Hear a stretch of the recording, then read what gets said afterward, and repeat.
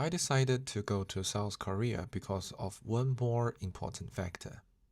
I'm traveling with my cat, and South Korea is very pet friendly.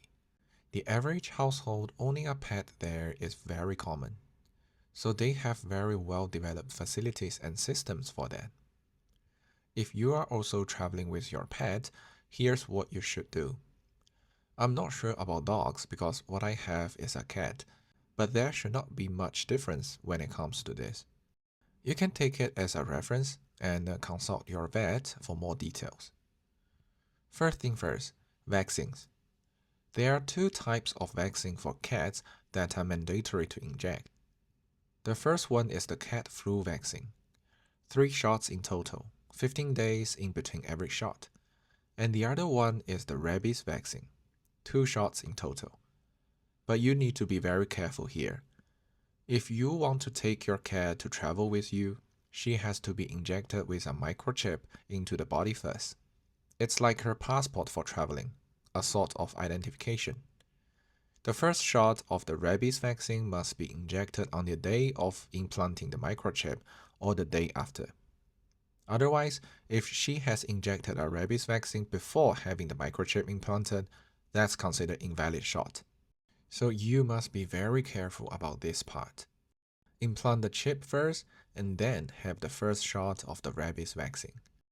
And wait for a month for the second shot.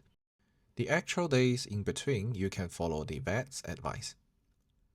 For the cat flu vaccine, it doesn't really matter when you do it, but it's very essential to cats, so better do it after you bought them from the pet shop as soon as possible. Alright, after the second dose of the rabies vaccine, it would be safer to wait for another month to get the rabies titer test. Basically, it's a blood test for your cat to see if the rabies antibodies have been effective or not. The vet will send this sample to an international authority and generate a report for you. Once you get this report, you can start booking your flight ticket now. It's quite a long process, so you need to start preparing 3 or 4 months before you travel. When you book the flight ticket, it will be better to contact the air company in advance to check if there are still vacancies for you and your pet for that specific flight. So far as I know, for traveling to South Korea, only Korean Air and Asiana Air allows pet not heavier than 7 kg to get on board with you. For other airlines, your pet needs to be staying with the luggages throughout the whole flight. Furthermore, you need to take your pet, the vaccine book, and the rabies test report to the animal quarantine station in Suvarnabhumi Airport, Bangkok, to get the health certificate. This is very important before you depart, so please do that within 10 days before your flight.